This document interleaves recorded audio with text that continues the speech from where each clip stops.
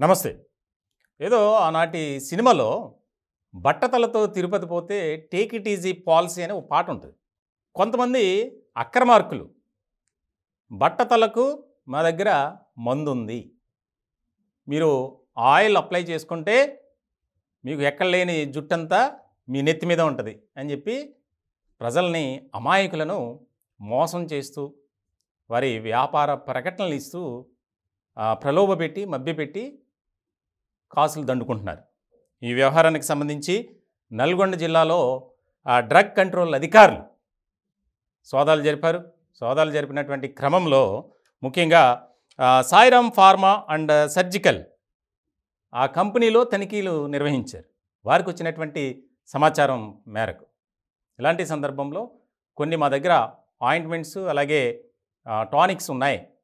దానికి సంబంధించి బట్టతల మళ్ళీ జీవితంలో మీకు కనిపించదు అని చెప్పి గతంలో ప్రకటనలు చేసినటువంటి తరుణంలో అది వేల రూపాయలు పెట్టి కొనుక్కొని మోసపోయినటువంటి ప్రజలు ఇచ్చినటువంటి ఒక ఫిర్యాదుతో రంగంలోకి దిగారు. దీనికి సంబంధించి అక్కడ సోదాలు చేశారు. సోదాలు చేసినటువంటి క్రమంలోనే ఆ బట్టతల కోసం అలాగే ఉన్న జుట్టు కూడా పెరిగిపోద్దట ఆయిల్ రాస్తే. ఇలాంటి సందర్భంలో అక్కడ సోదాలు జరిపారు. సోదాలు జరిపినటువంటి నేపథ్యంలో కొన్ని స్వాధీనపరుచుకున్నారు. అలాగే కొంతమంది మీద కేసు నమోదు చేసి అరెస్ట్ చేశారు. ఆ యొక్క ఏదైతే సాయిరామ్ ఫార్మా అండ్ సర్జికల్స్ అక్కడ దాన్ని ఆ కంపెనీని కూడా సీజ్ చేశారు అధికారులు. అంటే అమాయక ప్రజలను ఏ రకంగా మోసం చేస్తున్నారు ఇదేంటో మరి ఈ మధ్య ఎక్కువగా తెలంగాణలోనే ఇటువంటి ఒక్కొక్కటిగా బయటపడుతున్నాయి. ప్రభుత్వం మారిన తర్వాత కాంగ్రెస్కి ఇది ఒక ఛాలెంజ్ అయిపోయింది.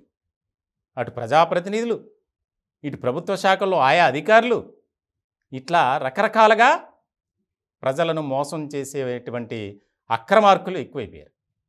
తాజాగా ఈ వ్యవహారం నల్గొండలోనే కాదు తెలంగాణ వ్యాప్తంగా సంచలనం కలిగించింది. అంటే బట్టతలకు మందు వాడితే ఆయింట్మెంటో ఏదో ఆయిల్ రాస్తే మీకు జుట్టు వచ్చేస్తుంది అని చెప్పి కొంతమందితో మళ్ళీ వీడియోస్ చేయించి మేము వాడాం మీరు కూడా వాడండి అని చెప్పి ప్రకటనలు ఇవ్వటం. ముఖ్యంగా సోషల్ మీడియా వేదికగా ఈ రకమైనటువంటి ప్రచారం ఎక్కువైపోయింది. మొత్తానికి ఇంకా ఈ వ్యవహారంలో ఎవరున్నారు ఏంటనే దాని మీద కూడా అధికారులు కూపీ లాగుతున్నారు. మొత్తానికైతే 7గురిని ఇప్పటివరకు అరెస్ట్ చేశారు. ఆ యొక్క ఫార్మా అండ్ సర్జికల్ ఏదైతే ఉందో దాన్ని కూడా కంపెనీని కూడా సీజ్ చేసినటువంటి అధికారులు చాలా లోతుగా విచారణ చేపట్టారు.